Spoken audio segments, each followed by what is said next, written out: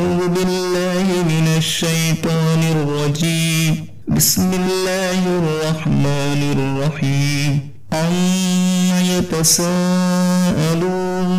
عن النبأ العظيم الذي هم فيه مختلفون كلا سيعلمون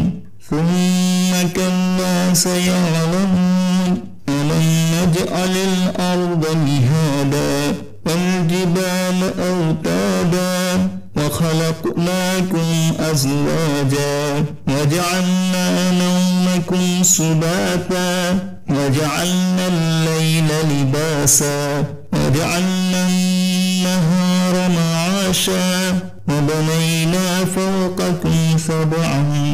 شدادا وجعلنا سراجا وهاجا وأنزلنا من المعصرات ماء ثجاجا لنخرج به حبا ونباتا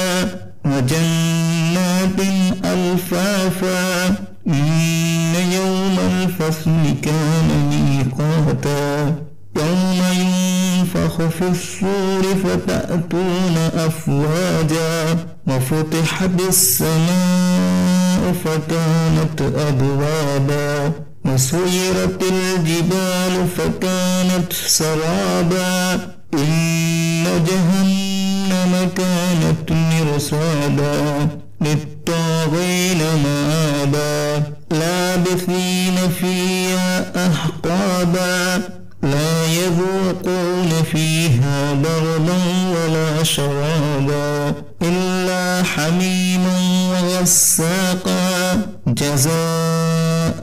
وفاقا إنهم كانوا لا يرجون حسابا وكذبوا بآياتنا كذابا وكل شيء أحصيناه كتابا فذوقوا فلن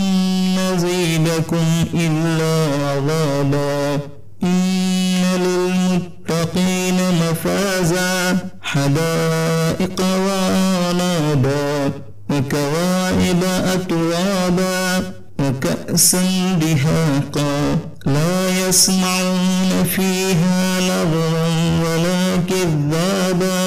جزاء من ربك عطاء حسابا رب السماوات والأرض وما بينهما الرحمن لا يملكون منه خطابا يوم يقوم الروح والملائكة صفا لا يتكلمون إلا من أذن له الرحمن وقال ثوابا ذلك اليوم الحق فمن شاء اتخذ إلى ربه مآبا إن أنذرناكم عذابا قريبا يوم ينظر المرء ما قدمت يداه ويقول الكافر يا ليتني كنت ترابا.